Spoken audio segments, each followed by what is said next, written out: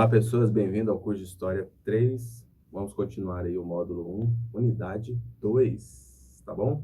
Governo em nome dos trabalhadores. Esse tema é interessante que vai falar de uma grande revolução que atingiu a Europa em 1917, que foi a Revolução Russa, tá? Grande parte da incontestação ou da insatisfação que havia por conta dos russos em relação à ordem social vigente eram as condições trabalhistas, tá? Camponeses, trabalhadores urbanos, no caso, trabalhadores nas grandes indústrias, priorizavam ou pregavam uma ideia de que a sociedade tinha que ser mais justa, mais igualitária e mais forte em termos econômicos para todos, tá? Não para uma pequena elite russa. Só lembrando que ao longo da história, né, alguns trabalhadores ainda estão submetidos a condições precárias de trabalho, que afetam as outras esferas de sua vida e a de seus familiares. É o que a gente chama de subemprego, tá? Ou até mesmo desemprego. Então, você tem muitas pessoas aí que vivem em condições miseráveis, tendo que ter subempregos e mais de um subemprego, mostrando que ainda hoje, mais de 100 anos depois da Revolução Russa, nós ainda continuamos com as mesmas mazelas e as mesmas características, mesmo que de determinada forma para uma pequena parcela da população, mas que ainda persiste e que precisa ser analisado e tratado, tá bom? Então nós temos aqui qual que é o contexto histórico da Rússia antes de 1917. Tá aqui, pessoas, ó. A Rússia era um extenso império governado por um czar. O que é um czar, professor? Uma espécie de rei, tá? Um rei russo, chamado de Nicolau II. Tá? Lembrando que era um poder hereditário que passava de pai para filho, e o czar Nicolau II foi o último da sua família, o último da sua dinastia a perpetuar, a ficar no poder enquanto imperador russo, tá bom? Por que ele foi o último, professor? Porque ele foi literalmente deposto pela população. A população estava extremamente desagradada com as suas políticas e o fez em relação à sua deposição por conta de razões que nós veremos a partir de agora. O que foi instaurado depois da saída do czar, em termos teóricos, foi o quê? Um governo revolucionário que, em tese, buscava a participação dos trabalhadores.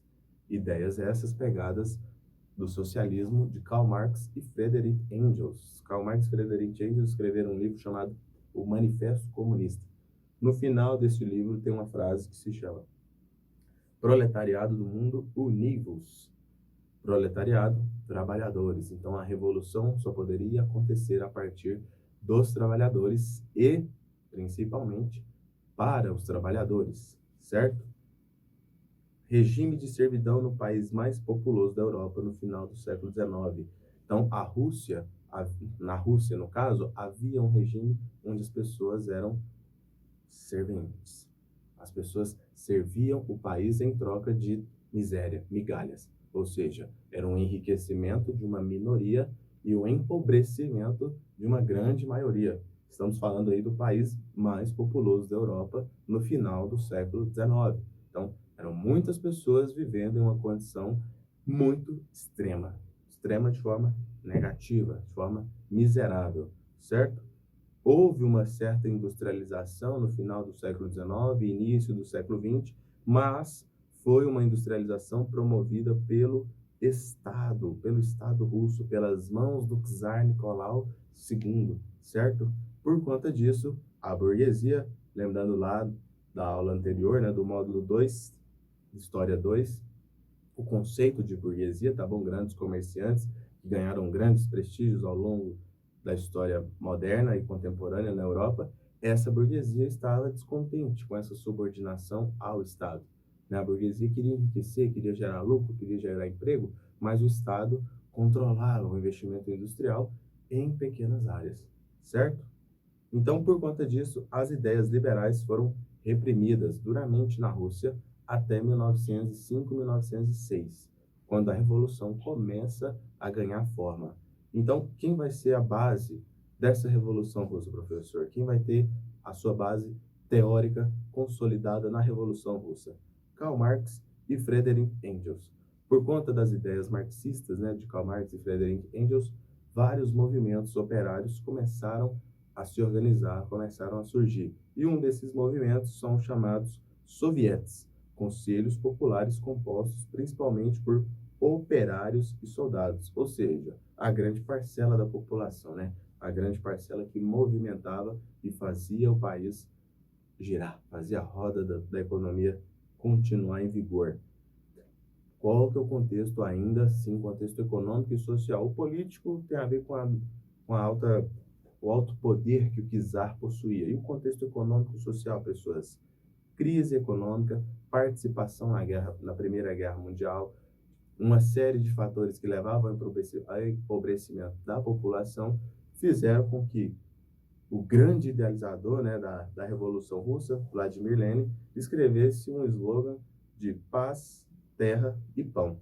O que ele queria dizer com isso, pessoas? Paz, saída da Rússia da Primeira Guerra. A Rússia não, pelo menos os habitantes da Rússia, não queriam mais continuar nessa guerra, que só desviava dinheiro que era da população para o armamento, para o exército, para o envolvimento na Primeira Guerra. Então a Rússia estava cansada, né? Pelo menos os russos estavam cansados desse envolvimento do czar na Primeira Guerra Mundial.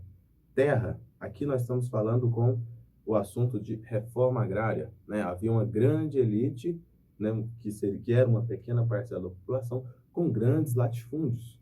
Né? E esses camponeses, né, desse regime de servidão, trabalhavam nesses grandes latifúndios em troca de salários miseráveis. Além do que, grande parte da população russa, pessoas, passava fome, é o pão. Então, paz, saída da Primeira Guerra, terra, reforma agrária, pão, maior alimentação a todos, né? Maior distribuição alimentar para a população russa. Então, era um contexto social muito forte que inspirou a revolução. Muito forte no sentido de tocar as pessoas para querer mudança. E lembrando o termo revolução, tá? Só tem revolução quando você tem uma ordem vigente totalmente alterada. E aqui vai ser alterada, né? O czar vai ser deposto. E quando o czar é deposto, há uma mudança no governo. Por isso o termo revolução, porque houve essa mudança no governo russo, tá? Saiu das mãos do czar e foi para as mãos de uma outra pequena elite, o chamado governo provisório, que a gente chama de, está aqui no slide, aqui, Duma. Criação de um governo provisório, a Duma. Só que essa Duma, formada por uma pequena elite, os mencheviques, ainda assim não atendia a todos os interesses da grande maioria, que eram os bolcheviques. Tá aqui, ó. Bolcheviques versus mencheviques, uma minoria versus uma grande maioria. E desse lado dos bolcheviques nós temos a figura do Vladimir Lenin, tá? Uma foto aí de 1922. Por conta dessas ideias acirradas ou contrárias, né, entre mencheviques e bolcheviques, em outubro de 1917 acontece a Grande Revolução, né? O Exército Vermelho, liderado pelos bolcheviques e por Leon Trotsky, um dos grandes revolucionários e amigos de Vladimir Lenin, contra o Exército Branco, né? O Exército dos mencheviques. Obviamente, a maioria venceu, o Exército Vermelho venceu e foi deflagrada a Grande Revolução, né? A Grande Revolução Russa. Uma revolução que levou o país a uma política econômica planificada, o que a gente chama de nova política econômica, ou ANEP, uma sigla aí em curso, tá bom? Essa nova política fazia com que o Estado começasse a gerir ainda mais as políticas econômicas e levasse essas políticas a toda a população, né? Não só restringindo a uma pequena elite. Para fazer com que essa revolução ganhasse mais força, em 1922 foi criada a URSS, União das Repúblicas Socialistas Soviéticas, soviética e dos conselhos populares formados por soldados e operários.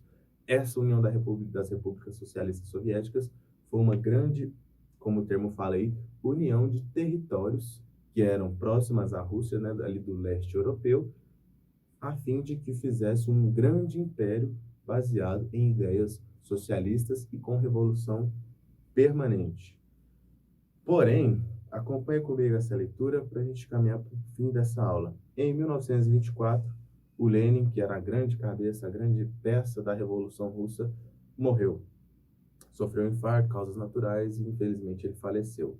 o que acabou sendo um desafio, né, para as lideranças que continuaram vivas. De um lado, nós temos a figura do Leon Trotsky e do outro, nós temos a figura de Joseph Stalin. Cada um pensava de uma forma. Acompanha comigo aqui. Trotsky defendia a revolução permanente, ou seja, a revolução que fosse internacional, uma revolução que partisse da Rússia, fosse para as outras repúblicas soviéticas e, consequentemente, para o restante do mundo. Uma revolução baseada em ideais libertários e ideais dos trabalhadores, da classe operária, ou seja, da maioria da população.